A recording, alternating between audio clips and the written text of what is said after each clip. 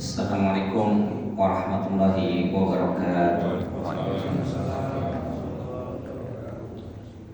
Alhamdulillah, alhamdulillahilladzi hadana lihada wa ma kunna linahtadiya laula an hadanallah. Wassalatu wassalamu ala nabiyyina Muhammad wa ala alihi wa sahbihi ajma'in wa ba'd. Alhamdulillah, Bapak Ibu yang dirahmati Allah, jemaah Masjid Al-Ikhlas. Ini mohon maaf saya menggantikan Ustaz Furqan. Saya tadi pagi sebelum subuh ditelepon sama Pak Pri. Ini saya sudah deg-degan mau jawab itu. Biasanya kalau ada telepon pagi-pagi ini bahasanya urgent. Dan saya menduga ini kayaknya ada hubungannya sama kajian ini. Angkat atau enggak angkat itu ini Pak, kadang-kadang itu ini angkat atau enggak ya. Tapi kalau urusan umat gak diangkat kok kayaknya gimana gitu kan. Saya coba angkat, ternyata benar. Saya diminta untuk badal menggantikan Ustaz Furqan. Jadi saya belum ada persiapan sama sekali, karena memang setelah ditelepon saya harus persiapan ke masjid. Dan sampai saya bingung mau ngomong apa gitu ya, mau ngaji apa. Saya sebenarnya mau ngaji tentang warisan, tentang kemarin Ustaz Asyik bicara tentang warisan. Tapi rasanya kalau saya tidak persiapan yang matang, kalau bicara tentang hukum ini agak repot. Nah, saya coba ambil saja salah satu materi yang ada di dalam buku tafsir ekonomi yang saya dan kawan saya pernah tulis. Ini lagi rame Islamic Book Fair. Alhamdulillah buku tersebut pernah mendapat penghargaan sebagai buku terbaik di Islamic Book Fair tahun 2018. Saya coba sampaikan apa yang kira-kira materinya. Ini sebenarnya ada 6 ayat ya yang dibahas di dalam buku tafsir ekonomi tersebut. Kalau yang pertama bicara tentang dakwah, kemudian yang kedua bicara tentang riba. Rasanya sudah pernah saya singgung yang berkaitan dengan riba. Kemudian bicara juga tentang surah Al-Mu'minun terkait dengan social capital, itu juga pernah saya singgung. Mungkin saya coba ada beberapa alternatif. Pertama tentang zakat, kemudian tentang surah Al-Ma'un, sama tentang entrepreneurship, surah Al-Quraisy. Ini karena saya nyari materinya, kemudian saya ketemunya yang zakat. Jadi saya coba bahas zakat aja dulu. Mudah-mudahan Allah berikan keberkahan atas majelis kita pada pagi hari ini. Amin ya rabbal alamin. Ya, mohon maaf Bapak Ibu sekalian kalau memang kurang persiapan ya. A'udzubillahi minasyaitonirrajim. Bismillahirrahmanirrahim. Kita akan coba kaji surah At-Taubah ayat 103.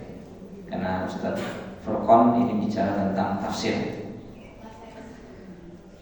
Dalam surah At-Taubah 103 Allah Subhanahu wa taala berfirman, "Khudh min amwalihim shadaqah tutahhiruhum wa tuzakkihim biha wa shalli 'alaihim inna shalataka sakanun lahum wallahu sami'un 'alim." Ambillah zakat dari harta mereka guna membersihkan dan menyucikan mereka, dan berdoalah untuk mereka, sesungguhnya doamu itu menumbuhkan ketentraman jiwa bagi mereka. Allah Maha mendengar lagi Maha mengetahui. Surah At-Taubah ayat 103. Zakat secara bahasa itu artinya an-nama, atau yang artinya adalah tumbuh. Jadi zakat itu artinya tumbuh, ada keberkahan di sana.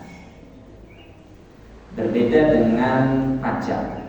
Pajak itu beban. Ini secara konsep bahasa saja ini sudah ada perbedaannya. Jadi kalau dalam pajak itu kita terbebani, tapi kalau untuk zakat itu insya Allah menumbuhkan keberkahan. Nah, apa yang dimaksud dengan zakat ya? Ini yang akan kita coba pelajari insya Allah. Semua insya Allah sudah paham bahwasanya Islam itu, rukun Islam salah satunya adalah zakat.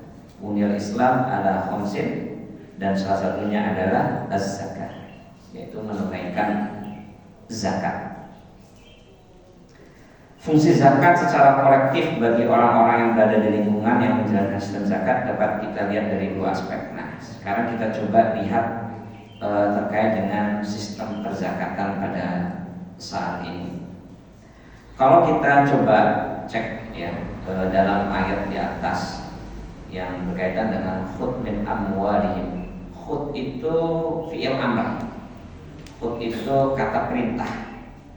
Kalau kita bicara kata perintah, itu berarti sifatnya adalah wajib. Dan di sini seolah-olah untuk menyampaikan bahwasanya ini adalah kewajiban dari pemerintah. Harus ada orang yang mengambil. Ambillah. Berarti ada orang yang mengambil, dan siapa yang harus diambil? Khudh. Khudh min amwalihim. Min itu artinya sebagian. Sebagian. Jadi tidak semua harta kita ditabai, hanya sebagian saja dari harta kita yang akan diambil oleh ambil zakat. Allah qad iftarada 'alaihim shadaqah fi amwalihim. Sebagaimana Rasulullah SAW pernah mengutus Mu'adz bin Jabal ke negeri Yaman untuk mengambil zakat dari penduduk Yaman. Diutuslah Mu'adz bin Jabal. Kemudian Rasulullah SAW bersabda kepada beliau, "Allaha qad iftarada 'alaihim shadaqah fi amwalihim." Bahwasanya Allah Subhanahu wa taala telah mewajibkan kepada mereka zakat atas harta mereka. Tukhadu min aghniyahim, diambil dari orang kayanya, kemudian faturaddu fi fuqaraihim, kemudian dibagikan kepada orang miskinnya. Jadi pertama, zakat adalah hukumnya wajib, kemudian diambil dari orang kaya, kemudian didistribusikan kepada orang miskin di daerah tersebut. Di ini juga menimbulkan perbincangan, diskusi tentang bagaimana kalau kita zakat untuk Palestina. Ya. Zakat untuk Palestina, apakah Palestina ini berhak untuk menerima zakat? Karena kita mengikuti konsep bahwasanya zakat itu harus dibagikan kepada di daerah setempat. Kalau Bapak Ibu bayar zakat ke Lazismu Mojokerto, berarti nanti akan dibagikan ke warga Mojokerto. Jadi kalau lembaga zakat itu ada tingkatannya Bapak Ibu. Kalau di Indonesia ada level kabupaten, ada level provinsi, ada level nasional. Nah, kalau level nasional, kalau kita bayar ke level nasional, berarti kita sudah mengikhlaskan untuk dibagikan ke seluruh warga Indonesia dimanapun itu berada. Kalau level provinsi, itu berarti yang menerima juga nanti kisaran wilayah provinsi. Kalaupun ada sedikit yang keluar, mungkin ada pertimbangan tertentu. Jadi konsepnya zakat ini memang dibagi kepada orang yang terdekat, ya, pada orang terdekat yang di daerah yang kita membayar zakatnya kemana. Ini Bapak Ibu sekarang harus memikirkan kira-kira saya bayar zakatnya kemana nih? Ke Lazismu Mojokerto atau Lazismu provinsi atau Lazismu pusat? Itu beda-beda. Itu keuangannya beda-beda. Tukhadu min aghniyahim faturaddu fi fuqaraihim. Jadi diambil dari yang kaya kemudian dibagikan kepada orang miskin. Dan di sini Rasulullah SAW mengangkat Mu'adz bin Jabal. Ini menunjukkan bahwasanya Rasul itu memperhatikan tentang siapa yang bertugas dan diangkat, ada petugasnya, ada petugas ambil zakatnya. Kalau di Masjid Al-Ikhlas ini siapa gitu misalnya, itu makanya lebih baiknya ada pakai SK kalau sebaiknya ya. Harus ada surat keputusan pengangkatan amil biar jelas siapa yang akan menjadi amil zakat. Mungkin apakah dari perwakilan dari Muhammadiyah misalnya membuat SK di Masjid Al-Ikhlas siapa yang akan menjadi amil zakatnya. Biar clear, tidak ada dusta di situ ya. Kemudian terkait dengan surah Taubah 103 ini, jadi surah At-Taubah ini berkaitan dengan ayat sebelumnya, yaitu pada lafaz amwalihim, kembali kepada orang-orang yang bertobat dan mengakui kesalahannya yang dijelaskan pada ayat sebelumnya. Jadi ada hubungannya dengan ayat sebelumnya. Hal ini turun pada para sahabat yang tidak ikut perang Tabuk. Jadi mereka yang tidak ikut perang Tabuk. Ini perang Tabuk ini perang yang walaupun tidak terjadi perang ya, tapi pengorbanannya luar biasa. Perang Tabuk di kala Rasulullah dan para sahabat itu menang perang melawan Romawi pada satu sebelum Tabuk. Kemudian mereka mau membalas kepada Rasulullah SAW. Terdengar kabar bahwasanya mereka itu membawa ribuan, ratusan ribu mungkin. Intinya jumlahnya banyak lah ya, jumlahnya banyak sekali yang akan menyerang kota Madinah. Maka Rasulullah SAW pun meminta para sahabat untuk ayo kita cegat sebelum mereka masuk Madinah. Nah ini kondisinya pada waktu itu di Madinah dan sekitarnya itu lagi belum musim panen. Jadi orang-orang pada nggak punya duit. Orang-orang pada nggak punya duit. Akhirnya mereka pun Rasulullah SAW pun mengajak, ayo kita donasi, kita kumpulkan saweran sama-sama untuk kebaikan fisabilillah ini, untuk persiapan perang menghadapi Romawi. Kita cegat. Ada yang sedekahnya itu, ya kalau Utsman bin Affan ya jangan ditanya. Ya kalau Utsman bin Affan jangan ditanya berapa sedekahnya. Tapi yang disinggung oleh Al-Quran itu adalah justru ada orang yang sedekah itu dengan mungkin sebesar zakat fitrah. Kemudian diolok-olok sama orang Yahudi. Sedekah untuk perang kok cuma 2,5 kilogram beras. Buat apa coba 2,5 kilogram beras itu? Nah ini yang kemudian diabadikan oleh Al-Quran, walladzina yalmizuna al-mutawwi'in. Jadi mereka yang ngecek orang yang sedekah walaupun ya 2,5 kilogram beras.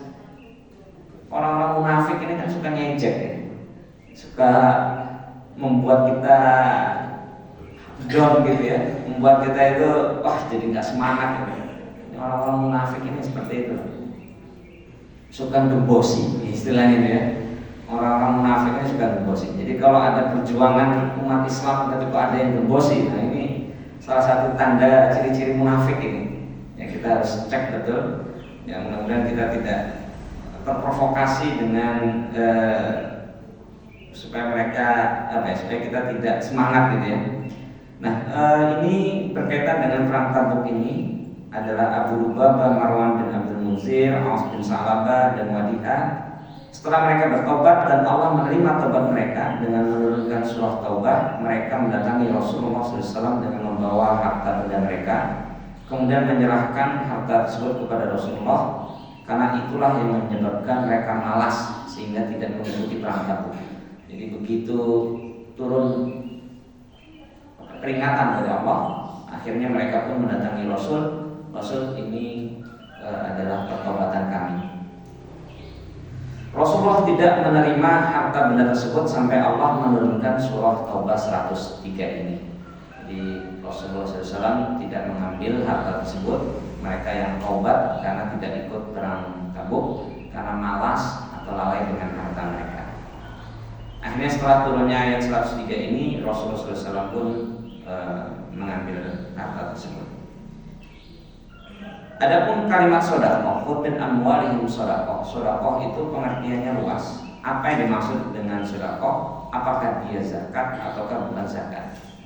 Karena sedekah itu luas sekali Bapak Ibu sekalian. Kalau sedekah itu bahkan tabassum, senyum itu juga sedekah. Jadi sedekah itu bisa berupa materi, bisa berupa non materi. Sedekah tenaga itu juga bisa. Kalau sudah hubungannya dengan harta, kalimat yang digunakan adalah infak. Nah, kalau sudah bicara infak, itu berarti kaitannya dengan harta. Tapi kalau sedekah itu belum tentu harta. Bisa tenaga, bisa ya macam-macam lah ya yang namanya sedekah. Yang penting berkumpul sedekah, kullu ma'rufin sedekah. Semua perbuatan baik itu dianggap sedekah. Kemudian pendapat yang menyatakan bahwa dimaksud ini adalah zakat yang wajib. Sedekah yang wajib itu adalah zakat. Jadi ini yang kita ambil, kita bahas terkait dengan pendapat yang kedua, yaitu sedekah adalah wajib. Ya, kita coba lihat tafsir ekonominya. Khudh min amwalihim shadaqah tutahhiruhum wa tuzakkihim biha. Nah, terkait dengan khudh min amwalihim shadaqah, ambillah, ini menunjukkan bahwasanya zakat itu sifatnya wajib. Nah, menarik sebenarnya ketika pada saat ini zakat itu tidak wajib hukumnya. Di Indonesia hukumnya tidak wajib secara aturan pemerintah. Kalau pajak wajib, kalau zakat enggak. Dampaknya apa Bapak Ibu sekalian? Kita umat Islam harus bayar pajak wajib. Misalnya PPN yang tadinya 10% naik 11%, tahun depan akan naik 12%. Ya. Jadi kalau Bapak Ibu nanti belanja ke Indomaret, Alfamart, kok tiba-tiba dengan naik ya? Nah, ini kena PPN Bapak Ibu. Atau belanja di mana? Fast food ya, kayak mungkin SAI gitu ya, sampai sini itu juga ada PPN-nya. Atau mungkin di kalau McD, insya Allah kita sudah nggak kesana ini kayaknya Bapak Ibu ini. Jadi kalau kita belanja di mall itu biasanya ada PPN. Nah itu nanti naik jadi 12% tahun depan, tambah naik. Ya ini kita mensyukuri keberlanjutan ya. Kemudian selain pajak itu juga banyak lagi PPN, PPH 21. Kalau yang karyawan kayak saya jadi biasanya harus laporan tiap tahun untuk SPT tahunan. Jadi untuk tiap bulan dipotong. Saya lupa berapa persennya ya. Ada sistemnya kan progresif ya. Mulai dari 5%, kalau sekian puluh juta nanti selanjutnya itu nanti 15%. Jadi ada progresif, ada cara ngitungnya. Saya lupa cara ngitungnya. Tapi insya Allah kalau penghasilannya di bawah dari 50 juta, insya Allah nggak kena kewajiban bayar pajak. Ada juga pajak bumi bangunan, banyak banget ya, macam-macam pajak.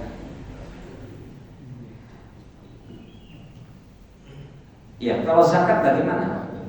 Kita zakat juga wajib sebagai umat Islam. Akhirnya kita membayar banyak sekali pengeluaran duit kita. Zakat masih mending Bapak Ibu, hanya sekitar ya rata-rata pada umumnya itu 2,5%. Ya tergantung jenis zakatnya. Umumnya 2,5%. Tapi kalau pajak 10% atau 12%, kita tambahin aja ke berapa persen duit kita yang sudah mengalir ke pemerintah ini ya. Yang harus kita keluarkan, ya, yang harus kita keluarkan, ada yang ke pemerintah, ada yang langsung kepada masyarakat. Jadi ini menjadi problem. Kalau di Malaysia itu berbeda sistemnya. Kalau di kita itu kalau kita bayar zakat, misalnya kita kena pajak itu harus bayar 1 juta. 1 juta bayar pajak. Kemudian kita bayar zakat 100.000. Apakah kita akan bayar pajaknya 900.000? Ternyata enggak. Kalau kita misalnya bayar pajaknya 1 juta, berarti harta kita yang kena pajak itu misalnya 100 juta, atau 10 juta, sorry, 10%-nya misalnya 10 juta. Maka nanti bayar zakat yang 100.000 itu mengurangi 10 juta. Berarti 9.900.000, 10%-nya berarti 990.000. Berarti cuma berkurang 10.000. Kalau misalnya, kalau di Malaysia enggak. Kalau di Malaysia itu kalau kita bayarnya itu 100.000 untuk zakat, pajaknya 1 juta, berarti yang harus kita bayarkan ke pemerintah itu 1 juta dikurangi 100.000, berarti 900.000. Ini beda sistem antara di Malaysia sama di Indonesia. Pemerintah kita masih ogah untuk menjadikan zakat sebagai pengurang untuk pembayaran pajak, karena nanti pajaknya bisa berkurang banyak. Walaupun sebenarnya kalau kita pakai konsep ekonomi secara umum, ini kan sebenarnya pemerataan. Uang itu, zakat itu kalau kita sudah mengeluarkan, itu yang menikmati adalah orang lain. Ini adalah pemerataan, dan itu adalah tujuan dari pemerintah, yaitu untuk melakukan pemerataan. Harusnya bisa, cuman pemerintah masih belum berpikir ke sana, masih ogah, masih belum mau untuk menjadikan zakat sebagai pengurang pajak. Bahkan kalau bisa, apalagi yang bisa dipajakin gitu ya.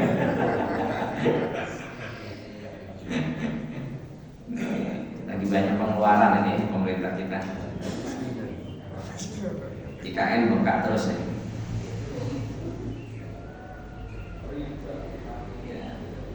Baik, saya coba lanjutkan ya. Terkait dengan relasi antara pemerintah dengan terkait dengan zakat, ini memang pasang surut ya kalau kita bisa lihat. Bahkan sejak zaman Utsman bin Affan itu, kan pada zaman Rasul ya, itu dimulai dengan orang semua pada bayar zakat.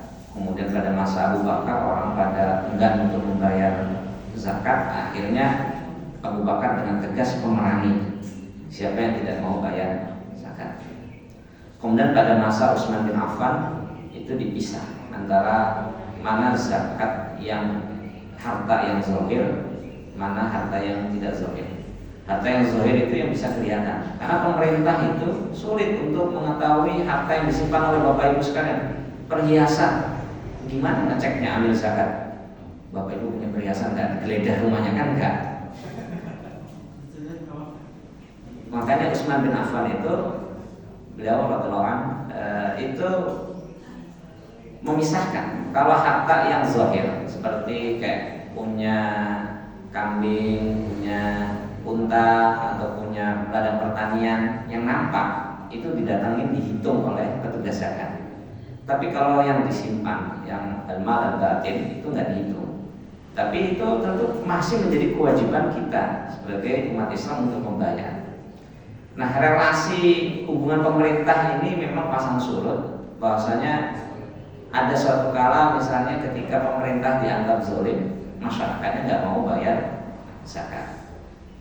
Di Indonesia sendiri pun pasang surut juga sejak zaman kolonial juga ya. Karena zakat sedekah ini dianggap juga berpotensi untuk membiayai perang melawan kemerdekaan untuk melawan kolonialisme.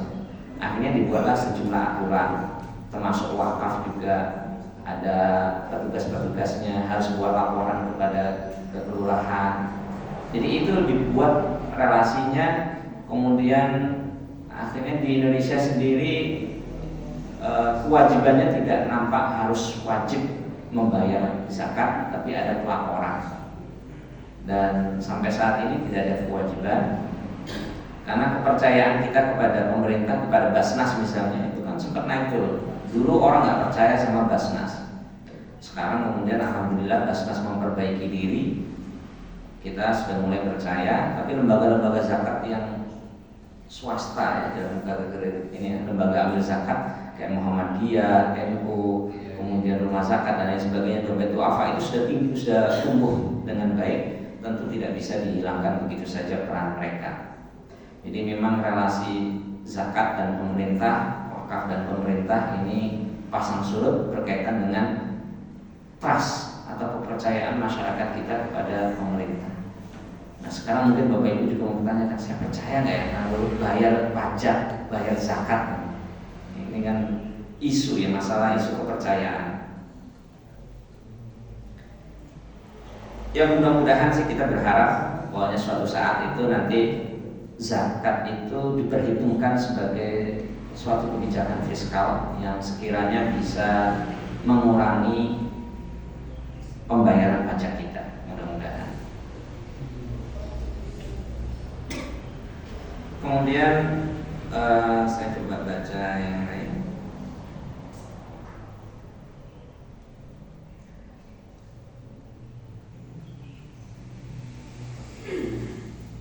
Nah, ketentuan zakat.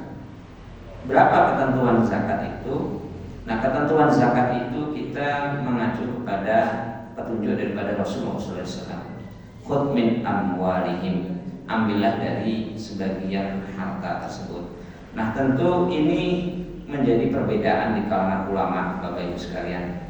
Zakat itu termasuk ketetapan yang tidak bisa diubah. Yaitu ini harus berdasarkan Quran dan Sunnah. Ataukah bisa masuk dalam kategori muamalah yang bisa dirubah terkait dengan ketetapannya. Misalnya apakah zakat fitrah itu kok 2,5 kilogram beras, semua orang 2,5 kilo. Masa orang kaya cuma 2,5 kilo? Bisa nggak dinaikkan menjadi 5 kilo? Nah ini perbedaan ulama lebih kepada zakat ini perkara ta'abudi atau bukan ta'abudi. Nah ini saya tidak mau masuk ke sana karena ini perdebatan di ulama yang nggak perlu jadi perdebatan kita. Jadi terkait dengan ketentuan-ketentuan zakat seperti ini. Oh ya tadi saya sebelum jawab nih, Palestina itu boleh nggak ya zakatnya? Nanti saya kelupaan tadi, saya coba jawab ya. Jadi MUI pada beberapa waktu yang lalu, mungkin tahun lalu ya, itu menyampaikan bahwasanya zakat kepada Palestina itu diperbolehkan. Kenapa? Karena Palestina ini masuk kategori yang mana nih kalau kita berpikir? Rasanya masuk semua kategori. Siapa orang kaya di sana yang akan membagi kepada orang fakir di sana? Nggak ada. Semuanya miskin. Mereka terusir dari rumahnya, mereka terusir dari daerahnya. Sehingga kalau dikategorikan mereka fakir, fakir, miskin, miskin. Fisabilillah, ya fisabilillah. Goreng terutama mungkin ya terutama. Jadi mereka bisa masuk ke seluruh asnaf. Kalau kita bicara asnaf, zakat ini yang membedakan memang jelas peruntukannya, yaitu untuk 8 asnaf. Innamas shadaqatu lil fuqara wal masakin wal 'amilina 'alaiha. Jadi jelas peruntukannya kepada siapa. Dan Palestina ini kalau nggak kita yang bantu, memang siapa lagi yang akan membantu saudara-saudara kita yang ada di Palestina. Ya, cuman Bapak Ibu kalau untuk Palestina pastikan untuk membayar menyalurkan ke lembaga yang resmi. Jangan hanya terprovokasi yang ada di IG atau dari sebagainya ya. Karena hati-hati yang apalagi yang bersifat perseorangan ya, hati-hati dengan penipuan. Tentu banyak orang yang memanfaatkan momentum ya.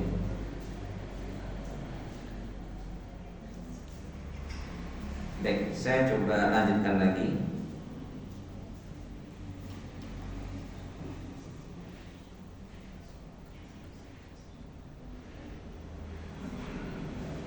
Maaf nih Bapak Ibu, kecil-kecil ininya. Jadi ini karena dalam bentuk PDF di HP, jadi saya kesulitan.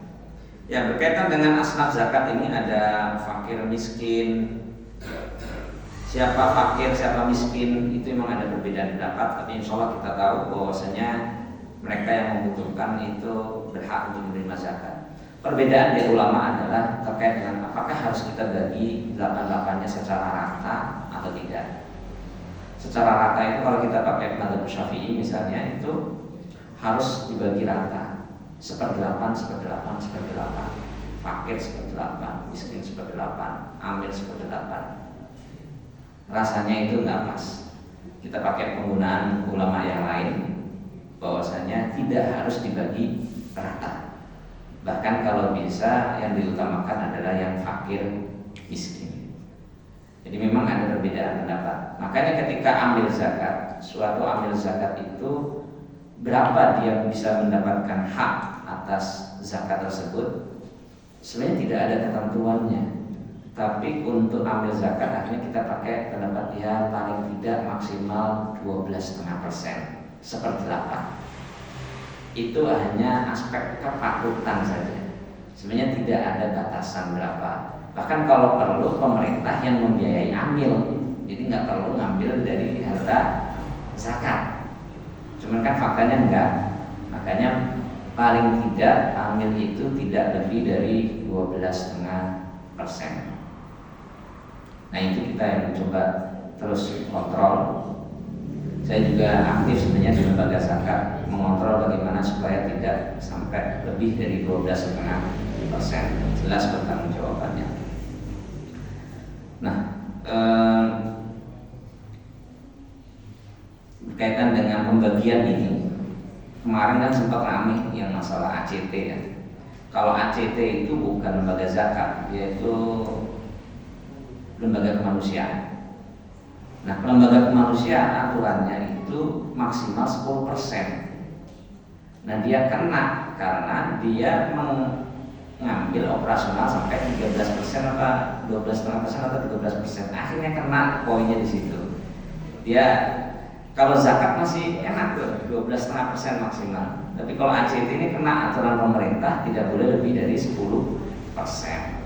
Nah, itu juga akhirnya menjadi apa ya? Kita terpukul juga lembaga keislaman karena dampaknya kemana-mana, akhirnya kepercayaan masyarakat juga agak berkurang gitu ya kepada lembaga keislaman. Padahal ini sebenarnya lembaga kemanusiaan ACT.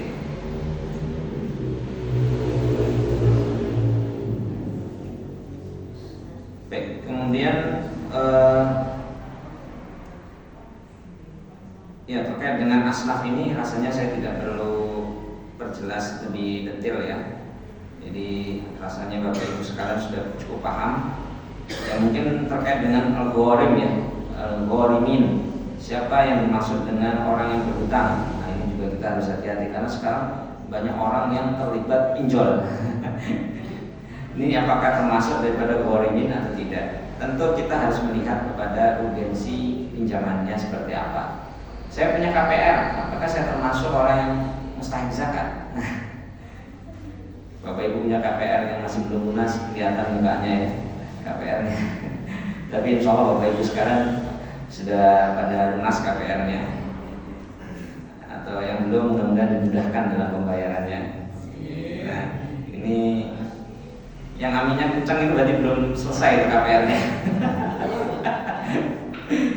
Nah, apakah itu termasuk yang menerima zakat atau tidak? Nah, itu dalam hal ini insya Allah kita bisa introspeksi diri lah, kita termasuk yang mampu atau tidak. Mu'alaf itu juga apakah orang yang belum masuk Islam itu berhak menerima zakat atau tidak? Kalau di Indonesia mungkin tidak terlalu menjadi problem ya, tapi kalau kayak di Eropa itu kita harus, dimana banyak non muslimnya daripada muslimnya, kita mengundang mereka supaya mau tertarik dengan Islam. Ya salah satunya kita kasih zakat, nggak ada masalah insya Allah. Tantangannya berbeda-beda. Tantangan di negara-negara Eropa, Afrika itu beda-beda. Ini kita tiap minggu nih kita mengkaji nih, kita datangkan apa itu, sering mengkaji diskusi sama lembaga zakat dari Afrika, dari Eropa, dari Amerika, bagaimana mereka menghimpun dana zakat dan problematika yang dihadapi. Nah, memerdekakan budak sekarang juga sudah tidak ada lagi budak. Nah, tentu ini menjadi pasal yang apakah bisa diperluas, misalnya kayak kita ngasih ke TKI atau naik ke ART, masuk nggak ke dalam kategori budak? Jadi ini permasalahan ijtihad yang ini insya Allah masih dalam wilayah yang masih bisa kita perluas. Yang kemudian fisabilillah juga, ini yang paling luas itu fisabilillah di jalan Allah. Ini kalau kita nggak hati-hati dalam mengkategorikan apa itu fisabilillah, semuanya fisabilillah. Jadi memang ada 8 asaf ini yang insya Allah kalau masalah batasannya ini kita serahkan kepada para ulama dalam membatasi, atau kadang-kadang ulama itu satu waktu membatasi jangan terlalu lebar, tapi suatu waktu agak diperlebar. Masalah COVID misalnya kemarin itu juga agak diperlebar, bahwasanya mereka juga berhak untuk mendapatkan zakat. Jadi ini adalah perkara ijtihad yang insya Allah kita percayakan kepada para ulama kita. Ya, terkait dengan tutahhiruhum wa tuzakkihim biha. Apa manfaat daripada zakat di sini? Lafaz tutahhir itu artinya mensucikan, ya. Tutahhiruhum wa tuzakkihim biha. Jadi ada dua fungsi zakat di sini. Pertama adalah tutahhir dan yang kedua adalah tuzakki. Nah, tutahhir ini mensucikan. Bahwasanya harta kita ya yang kita zakatkan itu bisa mensucikan, pertama mensucikan bagi muzakinya, yaitu mensucikan dari sifat kikir. Kalau kita berzakat, insya Allah kita sebagai seorang muzaki akan terhindar dari sifat kikir. Di dalam surah At-Taubah kalau saya tidak salah ya, walladzina yaknizuna adz-dzahaba wal fiddah, mereka yang menimbun emas dan perak.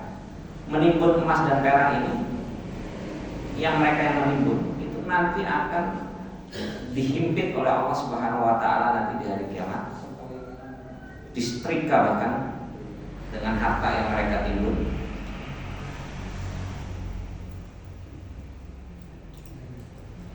Dan ini pengertian para ulama, yang dimaksud dengan menimbun itu adalah yang tidak membayar zakat. Jadi selama kita bayar zakat, insya Allah kita sudah terhindar. Kemudian bagi para mustahik tentu hasinu amwalakum bizakat. Jagalah harta benda kalian dengan mengeluarkan zakat. Bagi mustahik akan menghilangkan sifat iri dan dengki. Kemudian ya dan lain sebagainya ya. Dan bagi harta, inna hadis shadaqah innama hiya awsatun nas. Rasulullah SAW bersabda dalam hadis yang diriwayatkan oleh Muslim, An-Nasai dan Abu Dawud, bahwasanya sesungguhnya zakat ini adalah kotoran harta manusia. Inna hadis shadaqah innama hiya awsatun nas. Jadi kalau Bapak Ibu tidak mengeluarkan zakat, yang namanya kotoran kalau tidak dikeluarkan akan merusak yang lain. Kalau ada hak orang lain di dalam harta kita tidak keluarkan, maka Allah yang akan mengeluarkan. Biasanya kalau kita tidak bayar zakat, tidak sedekah, ada aja kecelakaan, ada aja musibah yang kita hadapi. Mungkin Allah mengambil hak orang lain melalui hal tersebut. Dalam hadis yang diriwayatkan oleh At-Tabrani, "Mana akum az-zakat illa badalahumullahu bisinin." Kalau ada suatu kaum yang menolak membayar zakat, maka Allah akan berikan paceklik dan kelaparan. Jadi kalau ada suatu daerah yang banyak paceklik dan kelaparan, bisa jadi salah satunya adalah mereka enggan untuk membayar zakat.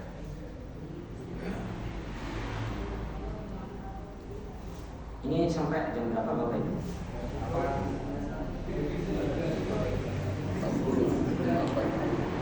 Ya, insya Allah. Bentar lagi nih, insya Allah sudah. Nah, harapannya tentunya ya. Yang kedua ya, yang terakhir yang berkaitan dengan tuzakihim. Kalau tutahhir itu mensucikan, kalau tuzakki itu menumbuhkan. Jadi harta yang kita zakatkan itu insya Allah akan tumbuh. Yang hakullahu riba wa yurbis sadaqah. Allah itu memusnahkan harta yang didapat dari riba dan menyuburkan yang didapatkan dari sedekah. Ya, insya Allah ini yang kita bahas pada kali ini. Mudah-mudahan kita bisa mendapatkan keberkahan. Jadi harapannya dengan zakat ini sebenarnya kalau dikelola dengan baik, itu insya Allah kita akan menjadi baldatun thayyibatun wa rabbun ghafur. Bagaimana mustahiknya tidak ada iri dengan orang kaya, muzakinya peduli dengan saudaranya, hartanya bersih, berkah, akan tumbuh, dan secara ekonomi harta yang diberikan kepada orang miskin itu pasti diputar Bapak Ibu. Kita ngasih duit 100.000 kepada orang miskin itu pasti habis dalam hari itu atau enggak seminggu itulah habis. Tapi kalau Bapak Ibu dikasihkan kepada orang kaya 100.000 itu disimpan Bapak Ibu, nggak muter ekonomi itu. Kita orang kaya itu kali naruh di tabungan bisa sampai ratusan juta, ratusan miliar. Itu nggak ngapa-ngapain, nggak muter, nganggur. Padahal kalau buat orang miskin 100.000 dikasih, itu muter duitnya. Dan perputaran ekonomi itu, masya Allah, itu yang akan membuat perekonomian nasional ini akan tumbuh. Ketika COVID kemarin, kenapa ekonomi nggak tumbuh? Karena orang nggak boleh berinteraksi, nggak boleh jual beli. Akhirnya mandek ekonomi, stuck. Kalau kita ngasih duit 100.000, insya Allah muter. Dan muternya itu entah bagaimana caranya Allah akan kembali kepada kita sendiri. Muter, nggak tahu 100.000 ya kita kasih, saya kasih ke si A, si A. Ada orang permisalan ya, permisalan yang menarik juga. Ketika ada orang yang punya utang, si A punya utang, dikasih duit dari zakat 100.000. Si A dia ternyata punya utang sama si B, dikasih 100.000. Si B punya utang sama si C, bayar 100.000. Akhirnya ternyata si C itu punya utang sama kita, akhirnya dia bayar ke kita 100.000. Jadi duitnya di mana? Balik. Tapi hutangnya si A lunas, hutangnya si B lunas, hutangnya si C lunas. Tapi duitnya di mana? Balik. Itu sebenarnya ya kalau kita menggambarkan bagaimana perputaran uang itu sangat penting dan bagaimana zakat itu bisa berkontribusi besar bagi perekonomian. Hadanallahu wa iyyakum ajmain. Mohon maaf atas segala kekurangan. Mudah-mudahan kita bisa berbicara lebih lanjut di lain waktu, di lain kesempatan.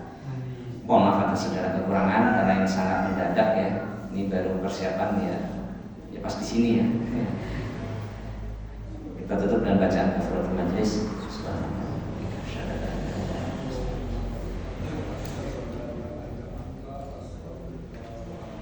Assalamualaikum warahmatullahi wabarakatuh.